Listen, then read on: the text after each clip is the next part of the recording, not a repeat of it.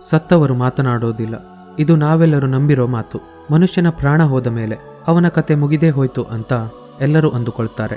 ಆದರೆ ವಿಜ್ಞಾನದ ಜಗತ್ತಿನಲ್ಲಿ ಇದು ಅರ್ಧ ಸತ್ಯ ಮಾತ್ರ. ಒಬ್ಬ ವ್ಯಕ್ತಿ ಸತ್ತ ನಂತರವೂ ಅವನ ದೇಹ ಪೊಲೀಸ್ ಇಲಾಖೆಗೆ, ವೈದ್ಯರಿಗೆ ಮತ್ತು ನ್ಯಾಯಾಲಯಕ್ಕೆ ಬಾಯಿ ಬಿಡದೆ ಸತ್ಯವನ್ನ ಹೇಳುತ್ತೆ ಅಂದ್ರೆ ನೀವು ನಂಬ್ತೀರಾ?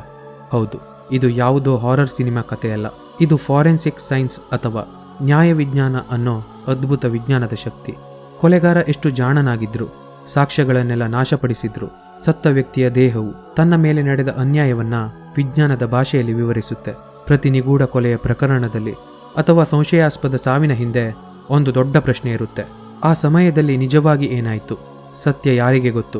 ಪ್ರತ್ಯಕ್ಷದರ್ಶಿಗಳು ಸುಳ್ಳು ಹೇಳಬಹುದು, CCTV ಕ್ಯಾಮೆರಾಗಳು ಕೈ ಕೊಡಬಹುದು, ಆದರೆ ಸತ್ತ ದೇಹ ಮಾತ್ರ ಯಾವತ್ತೂ ಸುಳ್ಳು ಹೇಳೋದಿಲ್ಲ.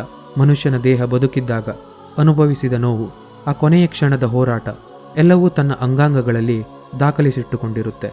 ಆ ಮೌನ ಭಾಷೆಯನ್ನು ಓದೋದೇ ಫಾರೆನ್ಸಿಕ್ ಸೈನ್ಸ್ನ ಕೆಲಸ. ಇವತ್ತಿನ ಈ ವಿಡಿಯೋದಲ್ಲಿ ನಾವು ಸಾವಿನ ನಂತರ ದೇಹ ಹೇಗೆ ಮಾತನಾಡುತ್ತೆ ಎಂಬ ರೋಚಕ ಮಾಹಿತಿಯನ್ನು ನಿಮ್ಮ ಮುಂದೆ ಹಂಚಿಕೊಳ್ತಾ ಇದ್ದೇವೆ.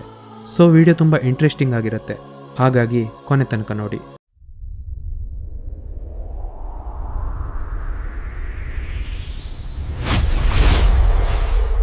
ಫಾರೆನ್ಸಿಕ್ ಸೈನ್ಸ್ ಅಂದರೆ ಕೇವಲ ಪೋಸ್ಟ್ಮಾರ್ಟಮ್ ಮಾಡೋದು ಮಾತ್ರವಲ್ಲ.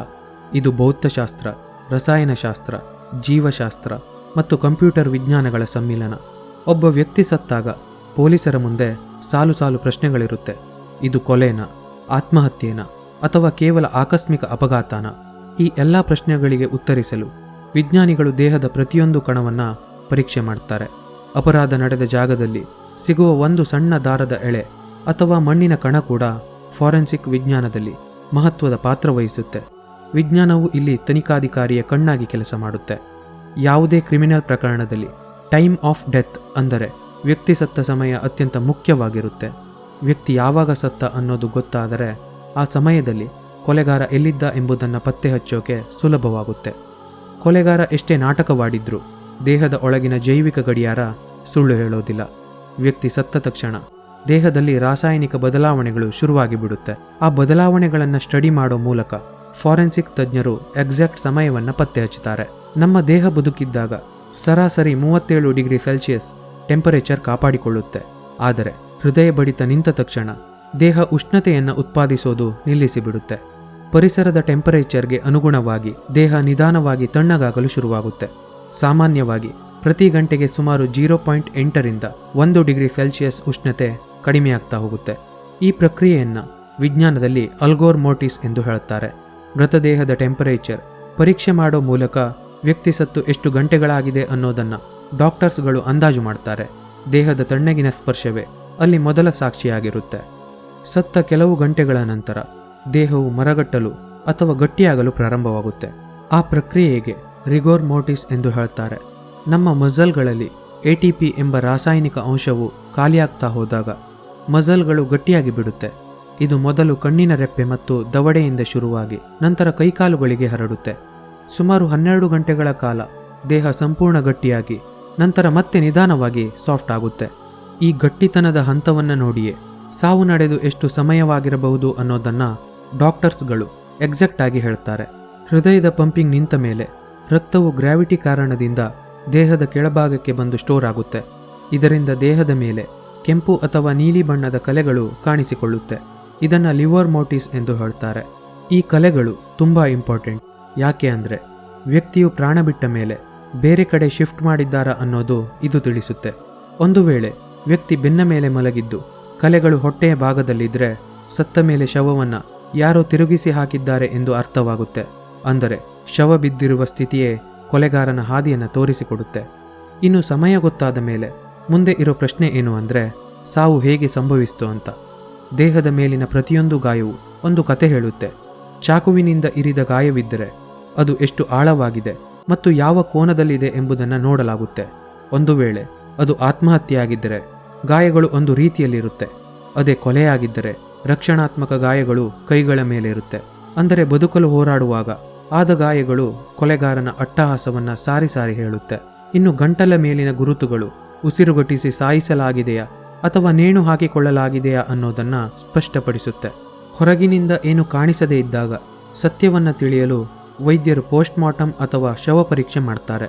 ದೇಹದ ಒಳಗಿನ ಅಂಗಾಂಗಗಳಾದ ಹೃದಯ, ಶ್ವಾಸಕೋಶ ಮತ್ತು ಮೆದುಳುಗಳನ್ನು ಸೂಕ್ಷ್ಮವಾಗಿ ಪರೀಕ್ಷಿಸಲಾಗುತ್ತೆ. ಶ್ವಾಸಕೋಶದಲ್ಲಿ ನೀರು ತುಂಬಿದ್ದರೆ ವ್ಯಕ್ತಿ ನೀರಿನಲ್ಲಿ ಮುಳುಗಿ ಸತ್ತಿದ್ದಾನೆ ಎಂದು ಅರ್ಥ. ಆದರೆ ವ್ಯಕ್ತಿ ಸತ್ತ ಮೇಲೆ ನೀರಿಗೆ ಎಸೆದಿದ್ದರೆ ಶ್ವಾಸಕೋಶದಲ್ಲಿ ನೀರು ಇರೋದಿಲ್ಲ.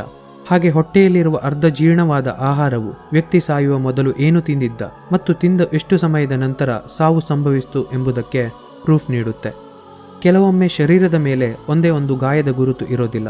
ಅಂತಹ ಸಂದರ್ಭಗಳಲ್ಲಿ ಟಾಕ್ಸಿಕಾಲಜಿ ಸಹಾಯಕ್ಕೆ ಬರುತ್ತೆ. ರಕ್ತ, ಮೂತ್ರ ಮತ್ತು ಲಿವರ್ ಮಾದರಿಗಳನ್ನು ರಾಸಾಯನಿಕ ಪರೀಕ್ಷೆಗೆ ಒಳಪಡಿಸಲಾಗುತ್ತೆ. ವ್ಯಕ್ತಿಯ ದೇಹದಲ್ಲಿ ವಿಷದ ಅಂಶವಿದೆಯೇ ಅಥವಾ ಮದ್ಯ ಸೇವನೆ ಮಾಡಲಾಗಿದೆಯೇ ಅಥವಾ ಡ್ರಗ್ಸ್ ನೀಡಲಾಗಿದೆಯೇ ಎಂಬುದು ಇಲ್ಲಿ ಬಯಲಾಗುತ್ತೆ. ಕೆಲವು ವಿಷಯಗಳು ದೇಹದ ಅಂಗಗಳನ್ನು ಒಳಗಿನಿಂದಲೇ ಸುಟ್ಟು ಹಾಕಿರುತ್ತೆ. ರಕ್ತದಲ್ಲಿನ ರಾಸಾಯನಿಕಗಳ ಏರುಪೇರು ಸದ್ದಿಲ್ಲದೆ ನಡೆದ ಕೊಲೆಯನ್ನ ಜಗತ್ತಿಗೆ ಸಾರುತ್ತೆ. ಫಾರೆನ್ಸಿಕ್ ವಿಜ್ಞಾನದ ಬ್ರಹ್ಮಾಸ್ತ್ರ ಎಂದರೆ ಅದು DNA ಪರೀಕ್ಷೆ.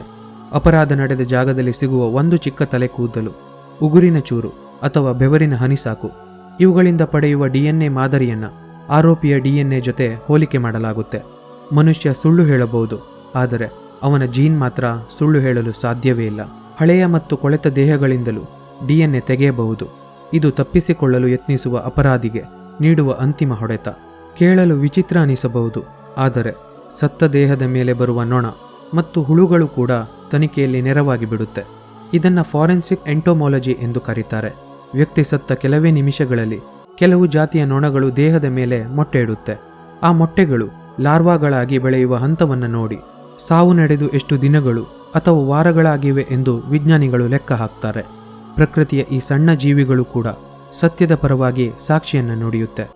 ವರ್ಷಗಳ ನಂತರ ಕೇವಲ ಎಲುಬುಗಳು ಮಾತ್ರ ಸಿಕ್ಕಾಗಲೂ ಫಾರೆನ್ಸಿಕ್ ತಜ್ಞರು ಸುಮ್ಮನೆ ಕೂರೋದಿಲ್ಲ. ಎಲುಬುಗಳ ರಚನೆಯನ್ನು ನೋಡಿ ಅದು ಗಂಡೋ ಅಥವಾ ಹೆಣ್ಣೋ ಎಂದು ಹೇಳುತ್ತಾರೆ. ಸೊಂಟದ ಮೂಳೆ ಮತ್ತು ತಲೆಬುರುಡೆಯ ಆಕಾರ ಈ ವಿಷಯದಲ್ಲಿ ನಿಖರ ಮಾಹಿತಿಯನ್ನು ನೀಡುತ್ತೆ. ಹಳೆಯ ಗಾಯಗಳು, ಮೂಳೆ ಮುರಿತಗಳು ಅಥವಾ ಹಲ್ಲಿನ ರಚನೆಯನ್ನು ನೋಡಿ ಆ ವ್ಯಕ್ತಿ ಗುರುತನ್ನು ಪತ್ತೆ ಹಚ್ಚುತ್ತಾರೆ. ಎಲುಬುಗಳು ಎಷ್ಟೇ ಹಳೆಯದಾದರೂ ಅವು ತಮ್ಮೊಳಗೆ ಸತ್ಯವನ್ನು ಭದ್ರವಾಗಿ ಬಚ್ಚಿಟ್ಟುಕೊಂಡಿರುತ್ತೆ. ವಿಮಾನ ಅಪಘಾತ ಅಥವಾ ಬೆಂಕಿಯ ಅನಾಹುತಗಳಲ್ಲಿ ದೇಹ ಸಂಪೂರ್ಣ ಸುಟ್ಟು ಹೋದಾಗ ವ್ಯಕ್ತಿಯನ್ನು ಗುರುತಿಸೋದು ತುಂಬ ಕಷ್ಟವಾಗಿ ಬಿಡುತ್ತೆ. ಅಂತಹ ಸಮಯದಲ್ಲಿ ಫಾರೆನ್ಸಿಕ್ ಒಡಾಂಟೋಲಜಿ ಬಳಕೆಯಾಗುತ್ತೆ. ಹಲ್ಲುಗಳು ದೇಹದ ಅತ್ಯಂತ ಗಟ್ಟಿ ಭಾಗವಾಗಿದ್ದು ಅತಿ ಹೆಚ್ಚಿನ ಶಾಖವನ್ನು ಕೂಡ ತಡೆದುಕೊಳ್ಳುತ್ತೆ. ಪ್ರತಿಯೊಬ್ಬ ಮನುಷ್ಯನ ಹಲ್ಲಿನ ವಿನ್ಯಾಸವು ಬೆರಳಚ್ಚಿನಂತೆಯೇ ವಿಭಿನ್ನವಾಗಿರುತ್ತೆ. ಹಳೆಯ ಡೆಂಟಲ್ ರೆಕಾರ್ಡ್ಗಳ ಜೊತೆ ಇವುಗಳನ್ನು ಹೋಲಿಸಿ ಮೃತ ವ್ಯಕ್ತಿ ಯಾರು ಅನ್ನೋದನ್ನು ಪತ್ತೆ ಹಚ್ಚಲಾಗುತ್ತೆ. ನಾವು ಸಿನಿಮಾಗಳಲ್ಲಿ ನೋಡಿರ್ತೇವೆ, ಫಾರೆನ್ಸಿಕ್ ರಿಪೋರ್ಟ್ ಒಂದೇ ನಿಮಿಷದಲ್ಲಿ ಬಂದು ಬಿಡುತ್ತೆ, ಅಥವಾ ಹೈಟೆಕ್ ಸ್ಕ್ರೀನ್ಗಳ ಮೇಲೆ ಫಟಾಫಟ್ ಅಂಕಿ ಅಂಶಗಳು ಕಾಣಿಸ್ತಾ ಹೋಗುತ್ತೆ. ಆದರೆ ನಿಜ ಜೀವನದಲ್ಲಿ ಇದು ಅತ್ಯಂತ ಶ್ರಮದಾಯಕ ಮತ್ತು ಶಾಂತವಾದ ಪ್ರಕ್ರಿಯೆ. ಒಂದು ಸಣ್ಣ ತಪ್ಪು ಕೂಡ ಒಬ್ಬ ನಿರಪರಾಧಿಗೆ ಶಿಕ್ಷೆ ಕೊಡಿಸಬಹುದು ಅಥವಾ ಅಪರಾಧಿಯನ್ನ ಬಿಡುಗಡೆ ಮಾಡಬಹುದು.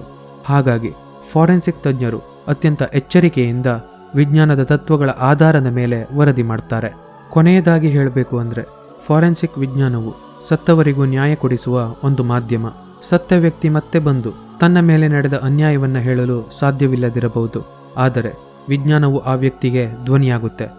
ವಿಜ್ಞಾನದ ಈ ಅದ್ಭುತ ಶಕ್ತಿಯಿಂದಾಗಿ ಎಷ್ಟೋ ರಿಸ್ಕಿ ಕೇಸ್ಗಳು ಸುಲಭವಾಗಿ ಬಗೆಹರಿದಿದೆ. ಫ್ರೆಂಡ್ಸ್, ಸತ್ತ ದೇಹಗಳು ಫಿಸಿಕಲಿ ಮಾತನಾಡದಿದ್ರು ಅವುಗಳ ಮೌನದಲ್ಲಿ ಸಾವಿರಾರು ಸತ್ಯಗಳು ಅಡಗಿರುತ್ತೆ. ಫಾರೆನ್ಸಿಕ್ ವಿಜ್ಞಾನದ ಈ ಮಾಹಿತಿ ನಿಮಗೆ ಹೇಗನ್ನಿಸ್ತು? ವಿಜ್ಞಾನದ ಇಂತಹ ಅದ್ಭುತ ಶಕ್ತಿಯ ಬಗ್ಗೆ ನಿಮ್ಮ ಅಭಿಪ್ರಾಯವನ್ನು ಕಮೆಂಟ್ ಬಾಕ್ಸ್ನಲ್ಲಿ ತಿಳಿಸಿ. ಹಾಗೆ ಈ ವಿಡಿಯೋ ನಿಮಗೆ ಇಷ್ಟ ಆಗಿದ್ರೆ ಖಂಡಿತ ಲೈಕ್ ಮಾಡಿ. ಇದೇ ಥರ ಇನ್ನೂ ಹೆಚ್ಚಿನ ವಿಡಿಯೋಗಳಿಗಾಗಿ ನಮ್ಮ ಯೂಟ್ಯೂಬ್ ಚಾನಲನ್ನು ಸಬ್ಸ್ಕ್ರೈಬ್ ಮಾಡಿಕೊಳ್ಳಿ. ಇನ್ನೊಂದು ಇಂಟ್ರೆಸ್ಟಿಂಗ್ ಇನ್ಫಾರ್ಮೇಟಿವ್ ವಿಡಿಯೋ ಜೊತೆ ನಿಮ್ಮನ್ನು ಮತ್ತೆ ಭೇಟಿ ಆಗ್ತೇನೆ. ಧನ್ಯವಾದ.